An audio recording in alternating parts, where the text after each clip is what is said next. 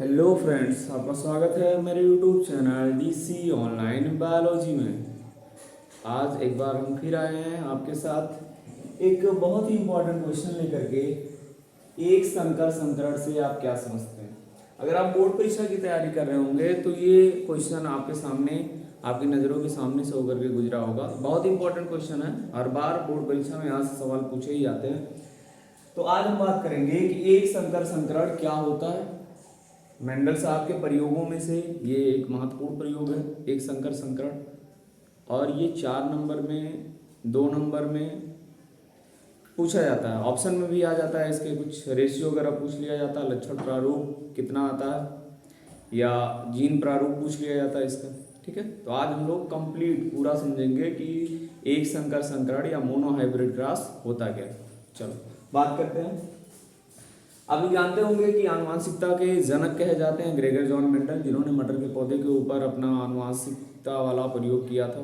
इसमें से 2 प्रयोग इनके बहुत फेमस हैं, एक मोनोहाइब्रिड क्रॉस और एक डाई हाइब्रिड क्रॉस, एक संकर संकरण और 2 संकर संकरण। तो आज हम जिसके बारे में बात करने जा रहे हैं वो है एक संकर संकरण। पहली बात तो आपको परिभाषा पता होना चाहिए कि एक संकर संकरण कहते किसे हैं। एक संकर संकरण मेंडल साहब के द्वारा कराया गया ऐसा संकरण होता है जिसमें उन्होंने सिर्फ एक लक्षण को ध्यान में रखा था। जैसे मेंडल साहब ने जो मोनोहाइब्रिड क्रॉस है उसमें सिर्फ एक ही लक्षण को ध्यान में रख करके क्रॉस कराया था। ठीक है, अभी हम लोग देखेंगे वो लक्षण कौन सा था जिसको मेंडल साहब ने अपनी नज़र में रखा, जिसको फोकस करके उन्होंने ये एक्सपेरिमेंट कराया। ठीक है, देखना मेंडल साहब ने वो जो लक्षण दिया था वो था लंबाई का लक्षण। ठीक है, अगर हम लंबाई की बात करें, लंबाई एक लक्षण माने तो लंबाई के 2 उप लक्षण हो सकते हैं, एक लंबा और दूसरा बौना। ठीक है, तो मेंडल साहब ने पौधे की लंबाई वाला लक्षण लिया था और उसमें 2 उपलक्षण उनको मिल गए थे, एक लंबा और एक बौना। तो मेंडल साहब ने एक संकर संकरण कराने के लिए शुद्ध लंबे पौधे को चुना और दूसरा शुद्ध बौने पौधे को चुना। ये आपके सामने जो दिख रहा है ये मटर का पौधा है जो शुद्ध लंबा है, इसकी लंबाई काफी लंबी इसके कंपेयर में, और ये बौना पौधा है। ठीक है, तो इन्होंने क्या किया, शुद्ध लंबे पौधे का क्रॉस करा दिया शुद्ध बौने पौधे से। ठीक है, यही इनका मोनोहाइब्रिड संकरण का क्रॉस था। अभी हम लोग क्रॉस करा के देखेंगे कि कैसे मेंडल साहब ने अपने रिजल्ट को प्राप्त किया, कैसे उनका लक्षण प्रारूप और जीन प्रारूप सामने आया। ठीक है, तो स्टार्ट करते हैं, देखते हैं। अच्छा, मेंडल ने शुद्ध लंबेपन को दिखाने के लिए उन्होंने कैपिटल टी 2 अल्फाबेट का सहारा लिया था। कैपिटल टी ये रिप्रेजेंट करता था कि ये जो लक्षण है ये प्रभावी लक्षण है, और इसके दोनों जीन कैसे हैं, दोनों एलील कैसे हैं, समान है, एक टाइप के हैं, एक ही प्रकार के हैं। ठीक है, देखते हैं हम। ये कैपिटल टी ये किसे डिनोट करेगा, किसे प्रदर्शित करेगा, शुद्ध लंबे पौधे को, शुद्ध लंबा पौधा। ठीक है, और एक हम ले रहे हैं स्मॉल टी जो रिप्रेजेंट करेगा, दिखाएगा किसको, शुद्ध बौने को, शुद्ध बौना पौधा।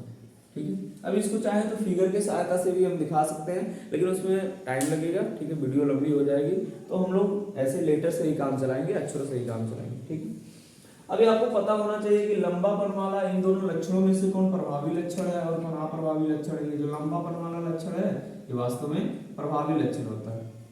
अभी हम बात करेंगे कि प्रभावी लक्षण किसको कहते हैं, कैसे हम बता पाते हैं कौन सा लक्षण प्रभावी है और कौन सा अप्रभावी है, इसके बारे में हम अभी बात करेंगे।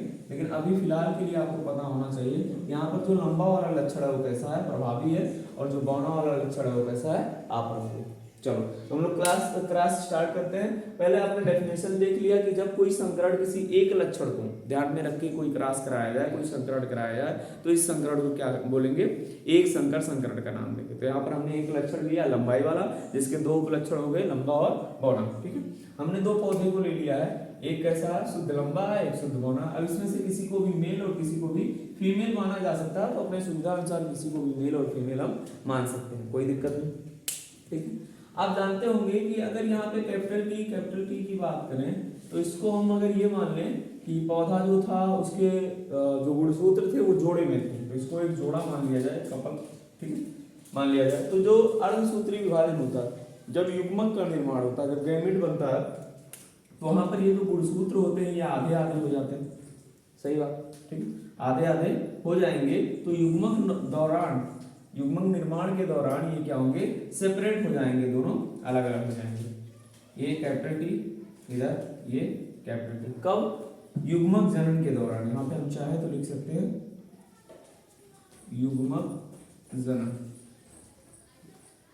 ठीक है, ये शुद्ध लंबा पौधा, ठीक है। लेकिन जब उसमें युग्मक जनन की क्रिया होने लगा, गैमेट का फॉर्मेशन होने लगा, तो ऐसे में ये क्या हो गए, इसके लक्षण, इसके जो जीन थे वो सेपरेट हो गए, इसके गुणसूत्र जो है वो अलग अलग हो गए और आधे हो गए। क्यों? क्योंकि युग्मक जनन का जो काम होता है, गैमेटोजेनेसिस जो प्रोसेस है, युग्मक जनन का जो प्रक्रिया है, उसमें अर्धसूत्री विभाजन भाग लेता है, और वो अर्धसूत्री विभाजन क्या करता है, गुणसूत्र को आधा आधा कर लेता है। तो यहाँ हमने क्या कर लिया है, गुणसूत्र को आधा आधा कर लिया, ठीक है।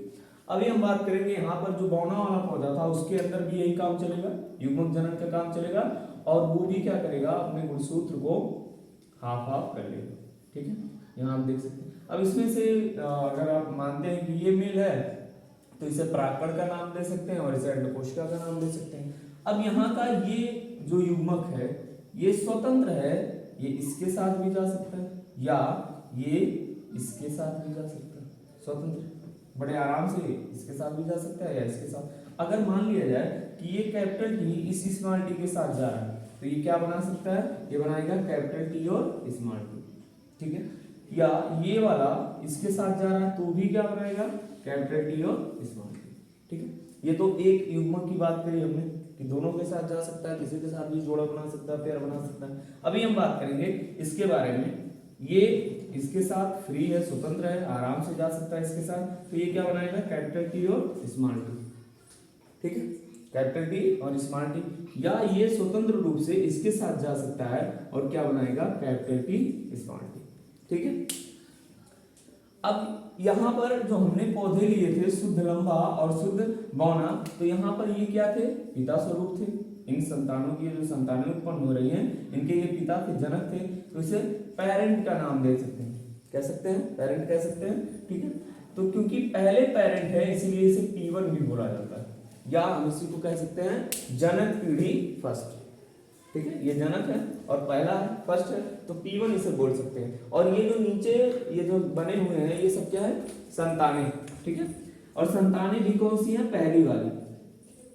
F फीलियल को रिप्रेजेंट करता है, फीलियल का मतलब होता है कि संतानों से, ठीक है। फीलियल का सीधे मतलब होता है संतति से, संतान से। तो ये जो संतानें हैं ये पहली बार बनी हुई हैं तो इसे क्या बोलेंगे हम, F1 जनरेशन या F1 पीढ़ी का नाम देंगे, ठीक, इतनी बात।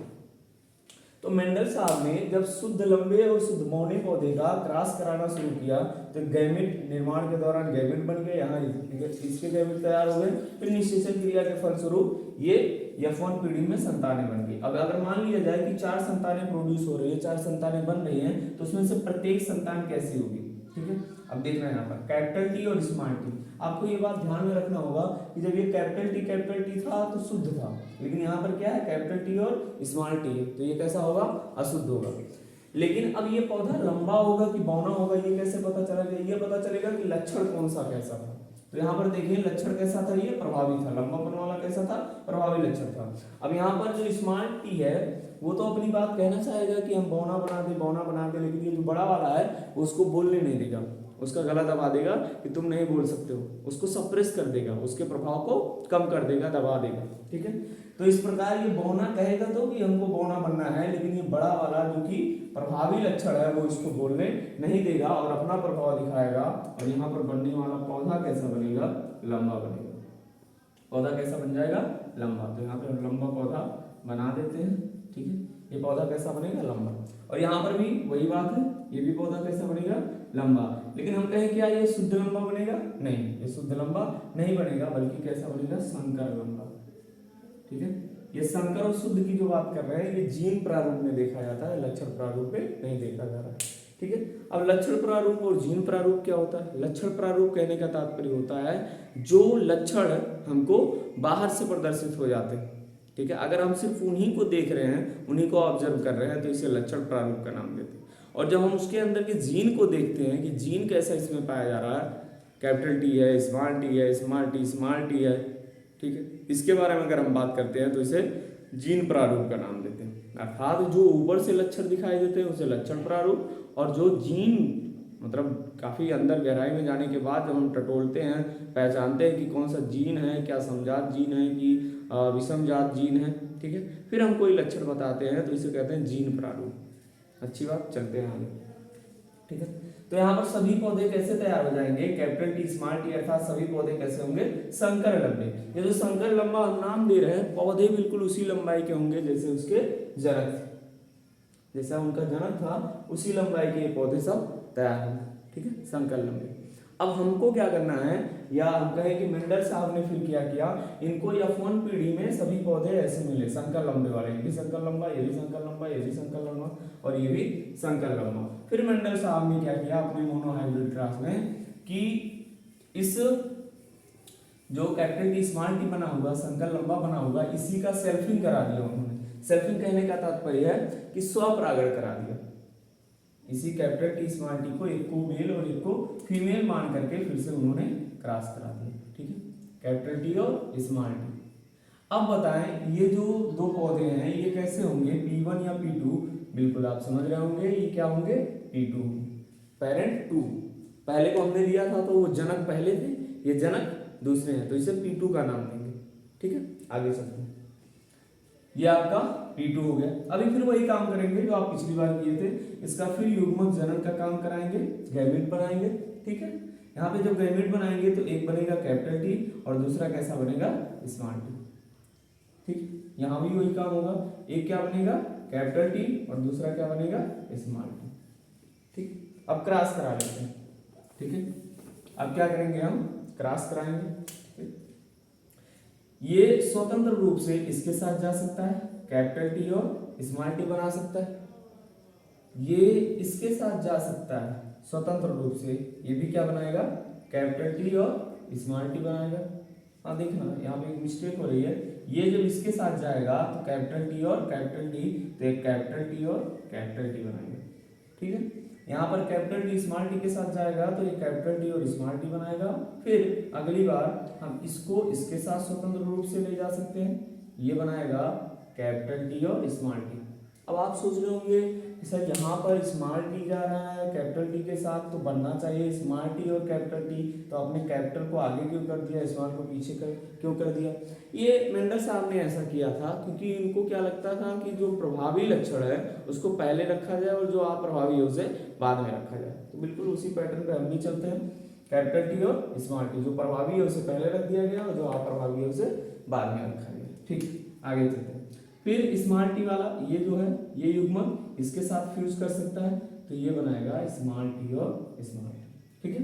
अब ये बताएं कि ये जो दूसरी पीढ़ी बन रही है ये संतानों की पीढ़ी है, ठीक है, लेकिन क्या पहली बार बनी है, नहीं, ये दूसरी बार बन रही है, तो इसे F1 ना बोल करके हम क्या बोलेंगे, F2 पीढ़ी का नाम देते हैं। क्या बोलेंगे इसे, F2 पीढ़ी। और F2 पीढ़ी में जो संतानें बनी है उसको देख लिया जाए वो कैसी है, पहले उनका लक्षण प्रारूप देख लिया जाए, फिर उनके जीन प्रारूप देख लिया जाए। अगर हम बात करें कि ये पौधा कैसा होगा, ठीक है, तो लंबा होगा, देखने पे बिल्कुल कैसा पौधा होगा, ये लंबा पौधा तैयार होगा, ठीक है। और अगर इसकी भी बात करें कैपिटल टी स्मॉल टी, तो ये भी लंबा होगा, वो अलग बात है, संकर लंबा होगा, शुद्ध लंबा नहीं होगा। जैसे कैपिटल टी है तो ये कैसा होगा, शुद्ध लंबा होगा, और ये कैपिटल टी स्मॉल टी है तो कैसा होगा, संकर लंबा होगा, ठीक है। यहाँ पे देखें तो ये भी कैसा है, शुद्ध लंबा तो नहीं, लेकिन देखने पर इसकी लंबाई और इसकी लंबाई कैसी है, तीनों की लंबाई सेम है, तीनों के तीनों कैसे हैं, लंबे हैं। अब ये शुद्ध है कि संकर है, ये तो जब हम इसका जीन देखेंगे कि कैपिटल टी है कि कैपिटल टी स्मॉल टी है, तब हम बता पाएंगे कि ये शुद्ध है कि संकर वाला है, ठीक। अगर इधर हम बात करें स्मॉल टी की बात करें तो ये कैसा होगा, शुद्ध बौना होगा, संकर बौना जैसा कोई शब्द नहीं होता है, ये कैसा है, शुद्ध बौना, ठीक। अब हम इसके लक्षण प्रारूप और जीन प्रारूप पे आ जाते हैं। आपको लक्षण प्रारूप तो दिख ही रहा होगा, कैसा दिख रहा है, लक्षण ऊपर से देखने पे पौधा कैसा दिख रहा है, तीन एक जैसे हैं और एक कैसा है, छोटा है, बौना, ठीक है। तो हम लिखना चाहें अगर इसका लक्षण प्रारूप क्या होता है, मोनोहाइब्रिड क्रॉस का लक्षण प्रारूप क्या है, मेंडल साहब ने लक्षण प्रारूप क्या बताया था, तो ये लक्षण प्रारूप अगर हम निकालेंगे तो पहले प्रभावी वाले को सामने रख दिया जाए, अर्थात लंबे वाले को, तो लंबे वाले को आगे रखेंगे तो लंबे कितने बने, 3 बने, तो लिखेंगे 3:1। अगर 4 पौधे बनते हैं तो उसमें से 3 पौधे कैसे होंगे, लंबे होंगे, और एक पौधा कैसा होगा, बौना होगा। ठीक है, या इसी को हम कह सकते हैं 75:25, अर्थात 75% पौधे कैसे होंगे, लंबे होंगे, और 25% पौधे कैसे होंगे, बौने होंगे, छोटे होंगे। ठीक है, लेकिन अगर इसी का हम जीन प्रारूप देखें, यहाँ पर हम मिटा सकते हैं, अगर यहीं पर हम बात करें कि इसका जीन प्रारूप क्या होगा, जीन प्रारूप, अब आप मतलब समझ रहे होंगे जीन प्रारूप क्या क्या मतलब है, कि इसके जीन को अगर हम टटोले देखें कि कैपिटल टी है कि स्मॉल टी, तो हमको कैसा रेशियो मिलेगा। ठीक है, ध्यान दें यहाँ पर देखें, एक कैसा मिला था, कैपिटल टी वाला मिला था। ठीक है, तो क्योंकि ये प्रभावी लक्षण है तो इसको आगे रखेंगे, और इसकी संख्या कितनी है, 1 है, तो शुद्ध लंबा पौधा कितना बना था, 1 बना था, तो 1 अनुपात है। ठीक है, और संकर कितने बने थे, 2 बने थे, तो 2 इनको लिख देंगे, 4 बने थे, तो उसमें से अगर रेशियो लें, अनुपात में, तो 1 कैसा बना था, शुद्ध लंबा, एक कैपिटल टी वाला शुद्ध लंबा, और 2 कैसे बने थे, संकर लंबे, तो 1 अनुपात 2 अनुपात, और 1 कैसा बना हुआ था, शुद्ध बौना, तो 1 अनुपात 2 अनुपात 1 का अनुपात आता है किसका, जो मोनोहाइब्रिड क्रॉस का F2 पीढ़ी का रेशियो। ठीक है, तो इस वीडियो में आपने देखा कि मोनोहाइब्रिड क्रॉस क्या होता है, कैसे इसको कराया गया था, मेंडल साहब ने क्या इसका रिजल्ट दिया था, मोनोहाइब्रिड क्रॉस के F2 पीढ़ी का क्या लक्षण प्रारूप होता है, क्या जीन प्रारूप होता है, सब समझ। उम्मीद है कि आपको वीडियो पसंद आई होगी। अगर वीडियो आपको पसंद आता है तो चैनल को सब्सक्राइब करें, लाइक करें और शेयर करें। धन्यवाद।